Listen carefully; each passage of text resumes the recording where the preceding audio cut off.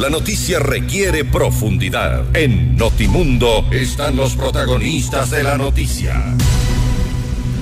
Y este momento el diálogo es con el economista Mauricio Pozo, exministro de Economía, para hablar sobre las implicaciones para el Ecuador por el congelamiento de los activos tras el litigio con Perenco, un litigio que ya se advertía podía tener este tipo de consecuencias. Economista Pozo, gracias por estar con nosotros, bienvenido. Muchas gracias por la entrevista, Fausto, a la orden. Gracias, economista. Y la opción en este momento será pagar o pagar.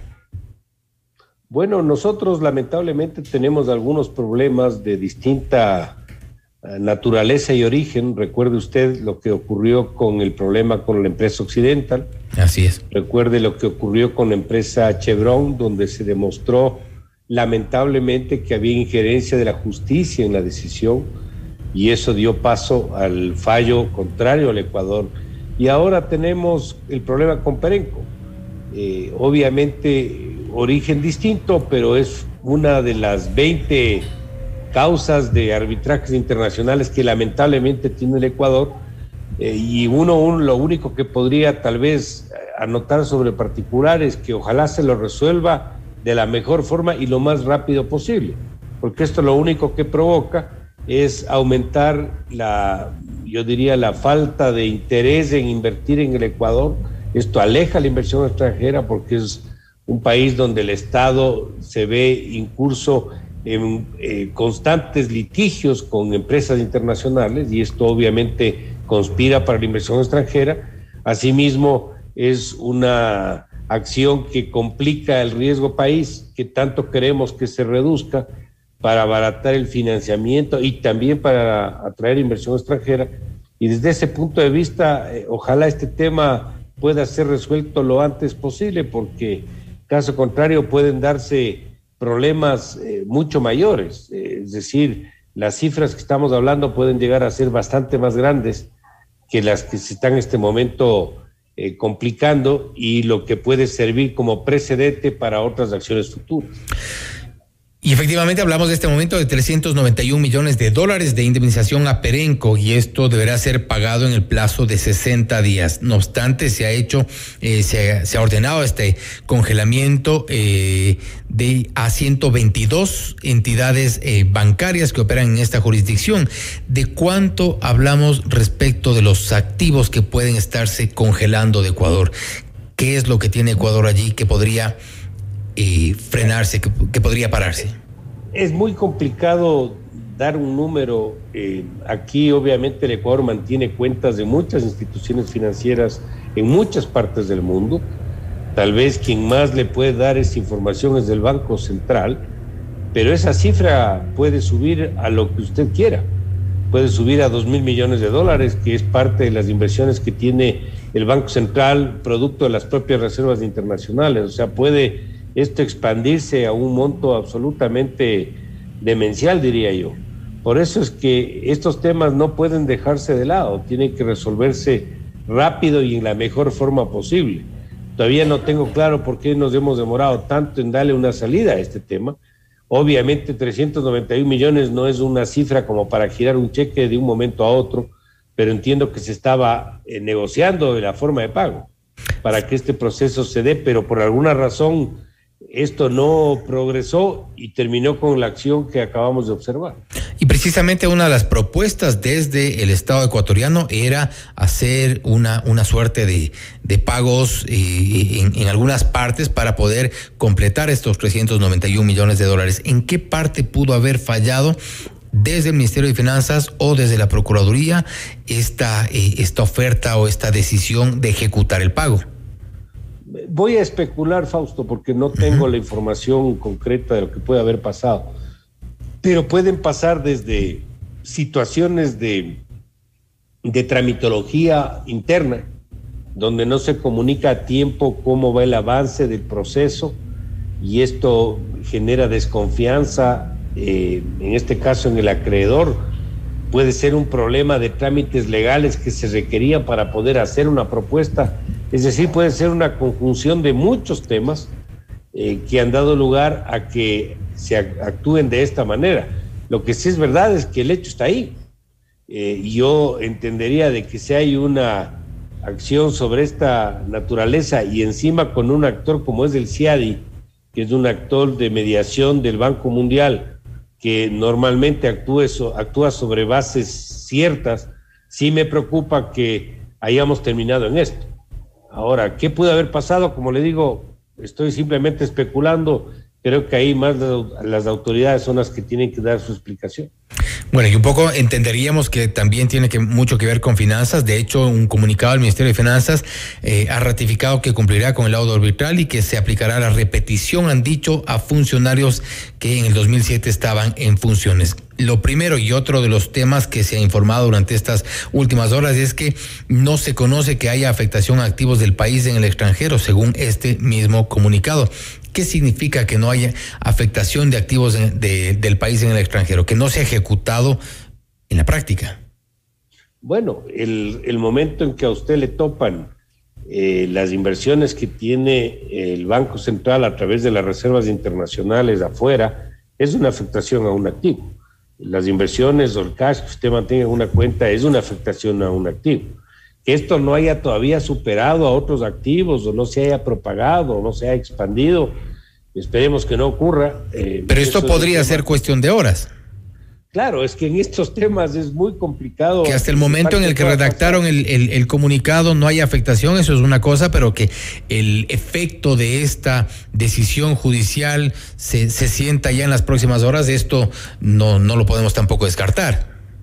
Es muy difícil. Yo en esto obviamente tengo mis limitaciones, no soy abogado, no le podría dar un comentario más preciso sobre el tema legal de cómo actuar en esto, pero sí es bueno recordar que no es la primera vez que tenemos problemas de esta naturaleza. Aquí recordarán algunos que en el año 87, 88, si no me falla la memoria, hubo un débito del Citibank en unas cuentas ecuatorianas en Nueva York por un impago de obligaciones de deuda. Y fue todo un drama, porque me acuerdo hasta que hubo las autoridades de la época, yo estaba de asesor en ese momento, viajé inclusive para hablar con abogados, pero el tema es que vino el débito, ocurrió el débito y la plata salió y no hubo cómo hacer mucho. Entonces, sí me preocupa hacia dónde va esto y además, como le decía hace un momento, el precedente que eso puede generar, porque este no es el único caso. Hay otras obligaciones, esto le va a poner alerta probablemente a otros acreedores y a otros miembros de los litigios de que empiecen a presionar un poco para que el Ecuador no deje de cumplir con sus compromisos, sea por el lado de la deuda o sea por el lado de un arbitraje internacional. Y seguramente podrían emular la estrategia de Perenco. Eso ya son decisiones de cada uno de los acreedores, ¿no? Claro. Cómo actúa. En este caso estamos hablando de esta empresa francesa Perenco, pero claro, ahí de cada uno de los actores va a depender qué acción toman respecto al Ecuador.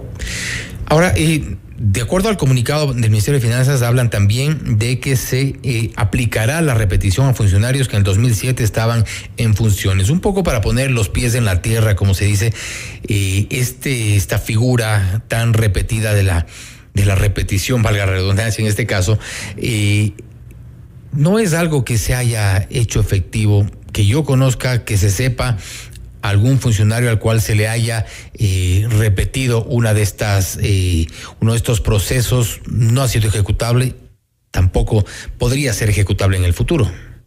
No, yo tampoco tengo claro el tema ni antecedentes que sean realmente concretos sobre este particular.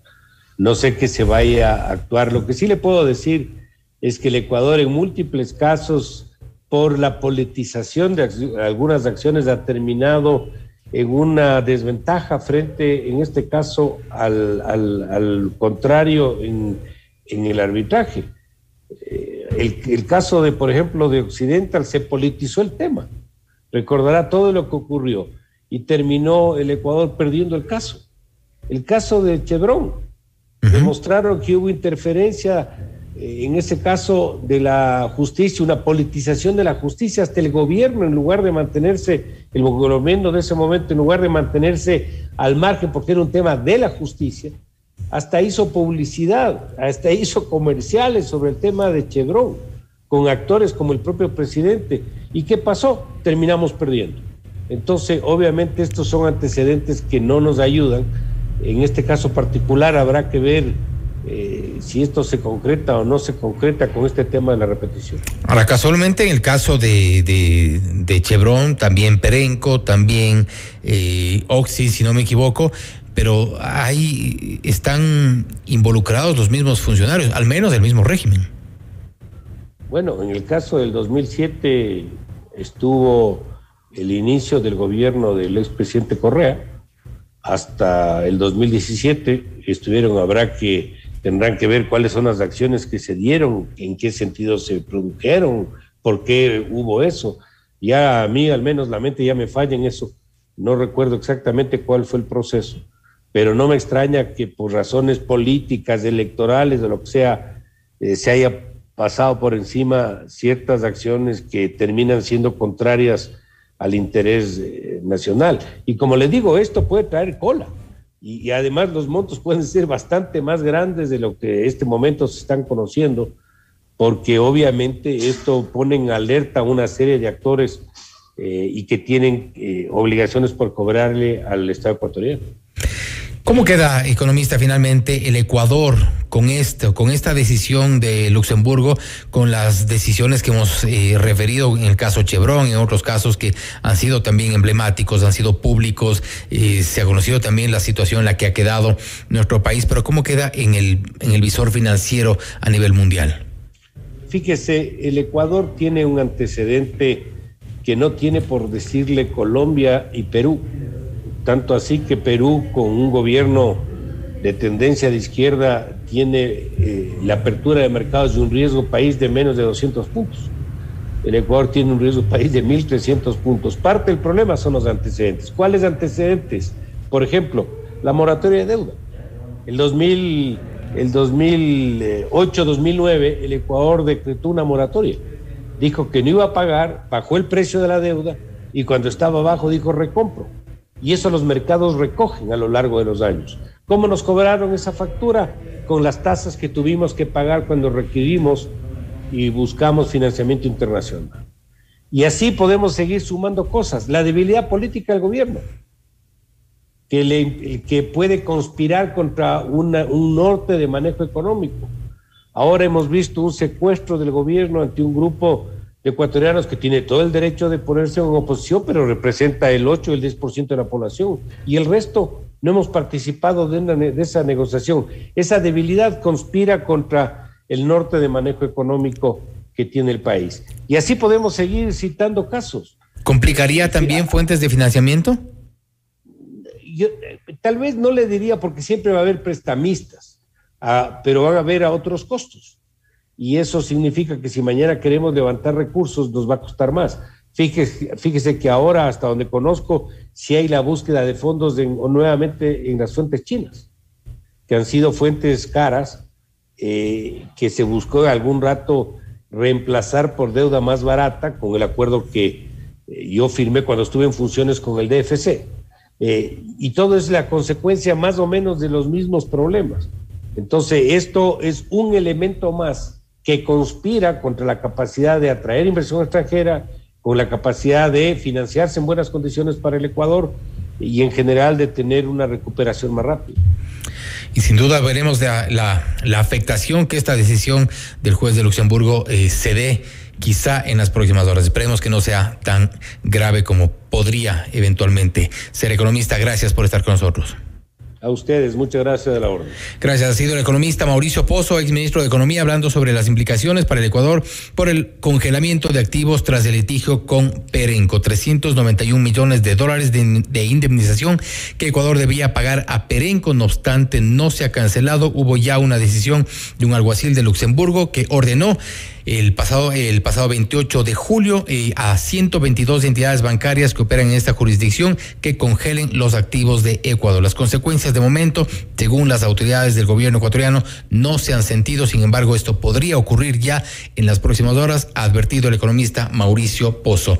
Esto es Notimundo Estelar, siempre bien informados.